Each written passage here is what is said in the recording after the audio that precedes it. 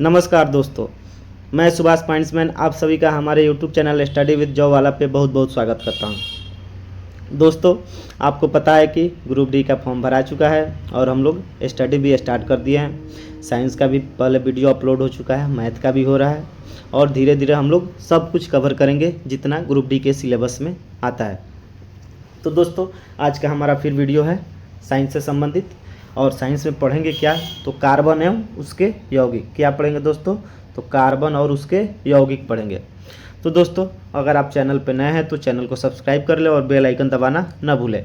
और video last में अच्छा लगे तो लाइक और शेयर ज़रूर करें तथा दोस्तों वीडियो में आप लोग लास्ट तक बने रहिएगा। हाँ, एक और बात है दोस्तों, मेरा वीडियो ज़्यादा लंबा नहीं होगा, छोटा होगा, क्योंकि मैं आपको ऑब्जेक्टिव कवर करा रहा हूँ। हम लोग को सब्जेक्टिव पे ज़्यादा ध्यान नहीं देना है, इसलिए कि हम लोग को एग्ज़ाम में ऑब्जेक्टिव को ही हल करना है। तो इसलिए थोड़ा शॉर्ट फॉर्म में मैं आपको बताऊंगा।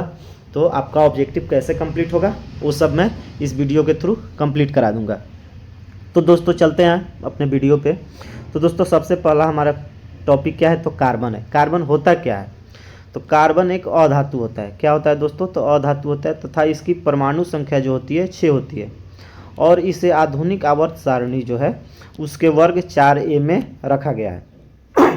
तथा पूछा जा सकता है कि इसकी जो संयोजकता होती है कितनी होती है, तो दोस्तों 4 होती है। तो दोस्तों, आपसे ऑब्जेक्टिव किस प्रकार से पूछा जाएगा मैं आपको बता रहा हूँ। आपसे पूछा जा सकता है कि कार्बन होता है वो धातु होता है कि अधातु होता है, तो क्या होता है दोस्तों, अधातु होता है। फिर दूसरा पूछा जा सकता है कि कार्बन जो होता है इसकी परमाणु संख्या कितनी होती है, तो 6 होती है। तथा आपसे पूछा जा सकता है कि आधुनिक आवर्त सारणी में कौन सा स्थान पे इसको रखा गया है, तो वर्ग 4a में रखा गया है। तथा इसकी संयोजकता कितनी होती है, तो 4 होती है। इस तरह से आपको एग्जाम में क्वेश्चन पूछा जा सकता है। फिर चलते हैं कि अपरूपता क्या होता है। आपसे पूछा जाएगा कि एलोट्रॉपी जो होता है क्या होता है, तो वैसे पदार्थ जिनके रासायनिक गुण समान होते हैं। आपको इसी पे ध्यान देना है, रासायनिक गुण समान होना चाहिए और जो भौतिक गुण होना चाहिए वो भिन्न होना चाहिए।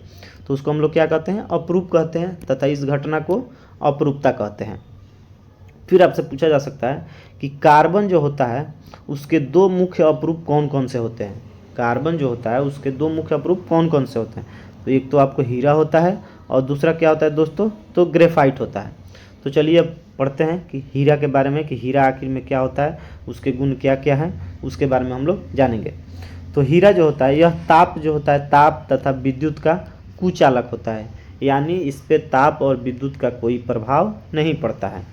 दोस्तों, यह सबसे कठोर पदार्थ होता है, यह दुनिया में सबसे कठोर, इससे कठोर कोई पदार्थ नहीं होता है। हीरा सबसे कठोर होता है। यह किसी भी द्रव में नहीं घुलता है क्योंकि यह बहुत ज़्यादा कठोर होता है। सोना भी होता है वो आपको अम्लराज में घुल जाता है, बट ये द्रव में नहीं घुलता है। इसका अपवर्तनांक जो होता है 2.417 होता है। क्या होता है दोस्तों, तो 2.417। इसको आप लोग अच्छा से याद कर लीजिएगा क्योंकि एग्जाम में पूछ देता है कि कार्बन जो होता है उसका अपवर्तनांक कितना होता है, तो 2.417 होता है। तथा यह बहुत चमकता है। तो आपसे पूछा जा सकता है कि हीरा क्यों बहुत ज़्यादा चमकता है, तो दोस्तों पूर्ण आंतरिक परावर्तन के कारण हीरा बहुत ज़्यादा चमकता है। फिर आपसे पूछा जा सकता है कि हीरा जो होता है कैसा रंग प्रदर्शित करता है, तो यह हरा रंग प्रदर्शित करता है। आपके एग्जाम में आएगा किस प्रकार का रंग, तो हरा रंग प्रदर्शित करता है। और फिर पूछा जा सकता है कि हीरा जो होता है शुद्ध हीरा क्या होता है, तो पारदर्शक और रंगहीन होता है, यानी इसका कोई रंग नहीं होता है। हीरा जो होता है शुद्ध हीरा, वो हीरा पारदर्शक और रंगहीन होता है। कुछ हीरे जो होते हैं काले होते हैं। क्या होते हैं दोस्तों, तो काले होते हैं। कुछ हीरे काले होते हैं जिन्हें हम लोग बोट कहते हैं। क्या कहते हैं, बोट कहते हैं। और इस हीरा का उपयोग शीशा काटने में किया जा सकता है। तो दोस्तों, कभी कभी एग्जाम में पूछ देता है जो शीशा काटने में उपयोग होता है वो किस प्रकार का हीरा होता है, तो हीरा काले रंग का होता है। उस हीरा को क्या कहते हैं, तो बोट कहते हैं। यह VVI क्वेश्चन है दोस्तों, याद रखिएगा कि शीशा काटने में काले हीरे का प्रयोग किया जाता है जिन्हें बोट कहते हैं। फिर हीरा का उपयोग क्या क्या है ये थोड़ा देख लेते हैं। तो तेज धार जो होता है तेज करने के लिए अपघर्षक के रूप में, मतलब हीरा जो होता है वो धार तेज करने के लिए उपयोग में लाया जाता है। रुपदा यानी डाइस बनाने में हीरा का उपयोग किया जाता है। तथा विद्युत लैंप क्या होता है दोस्तों, विद्युत प्रकाश लैंप में टंगस्टन धातु बनाने में हीरा का उपयोग किया जाता है। प्रकाश विद्युत लैंप जो होता है उसमें टंगस्टन धातु जो होता है ना, उसको बनाने में हम लोग हीरा का उपयोग करते हैं। फिर दोस्तों नेक्स्ट में चलते हैं कि ग्रेफाइट। अभी हम लोग पढ़े थे कि कार्बन के दो अप्रूप कौन कौन से होते हैं, तो एक तो हीरा होता है और दूसरा ग्रेफाइट होता है। तो हीरा के बारे में पढ़ लिए, अब थोड़ा चलते हैं ग्रेफाइट के प्रमुख गुण के बारे में जानते हैं। तो दोस्तों ग्रेफाइट जो होता है यह विद्युत का सुचालक होता है, यानी हम लोग इससे धारा प्रवाहित कर सकते हैं।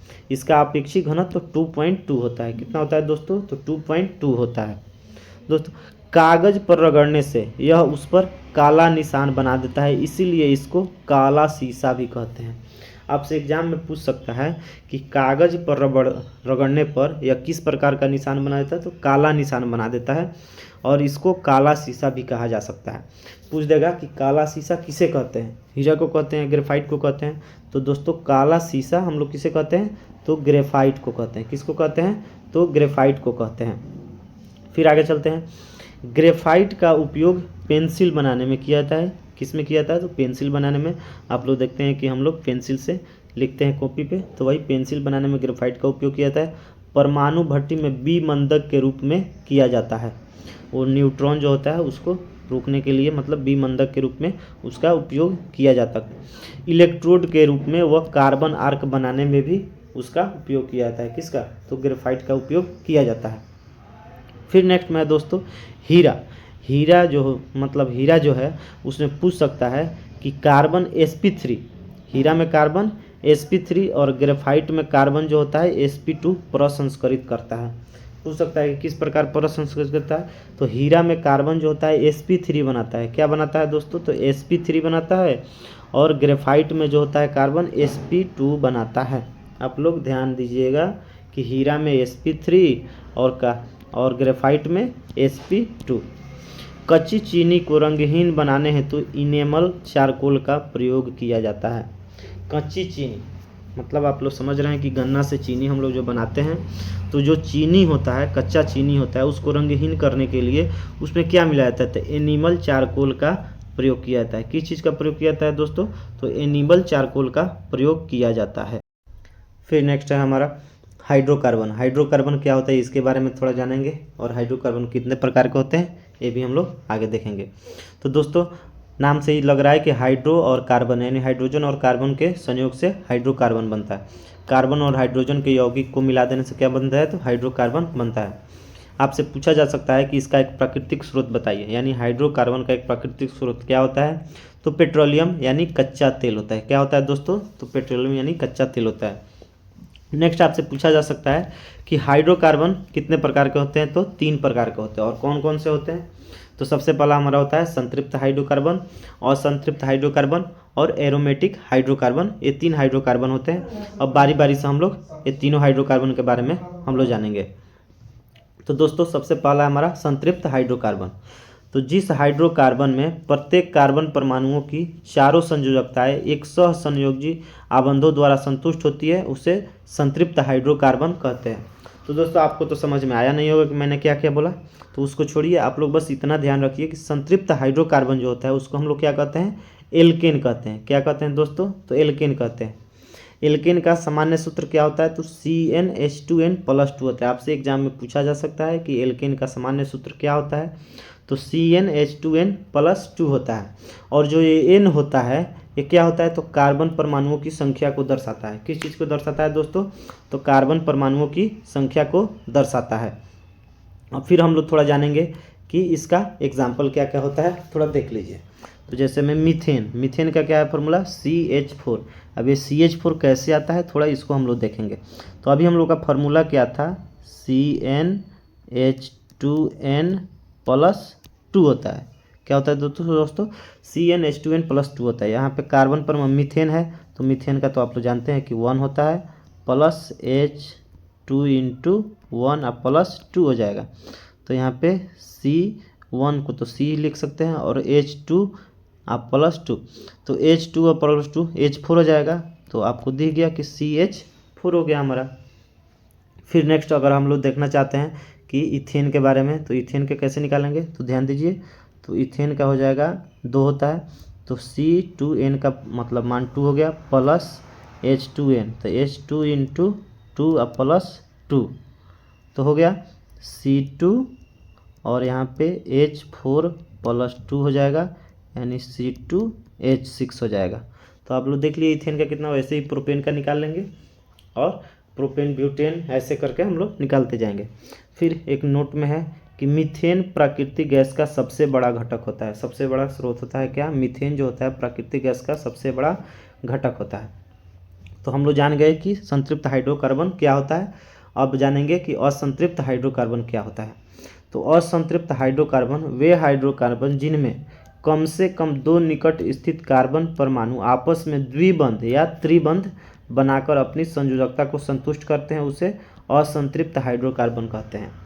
तो दोस्तों यहाँ पे हम लोग को 2 ही चीज़ ध्यान में रखना है, द्विबंध और त्रिबंध। ये द्विबंध क्या होता है और त्रिबंध क्या होता है, इसको हम लोग देखेंगे। अभी मैंने बोला कि हम लोग द्विबंध और त्रिबंध के बारे में देखेंगे। तो ये रहा द्विबंध।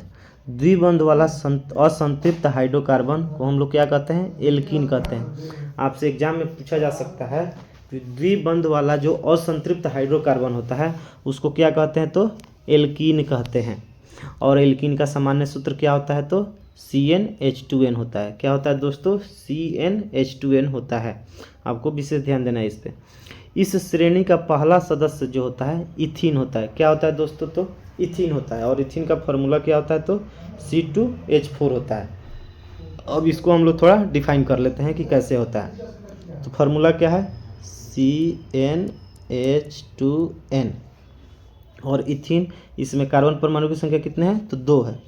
तो n के जगह पे 2 लिखेंगे, प्लस H2 और n के जगह पे 2 लिख दिए, तो हो गया C2 और H4। तो इथीन का आप लोग फार्मूला देख लिए कितना होता है, C2H4 होता है। तो आप लोग ध्यान दीजिएगा कि द्विबंध वाला असंतृप्त हाइड्रोकार्बन एल्कीन होता है। एल्कीन का रासायनिक सूत्र CnH2n होता है।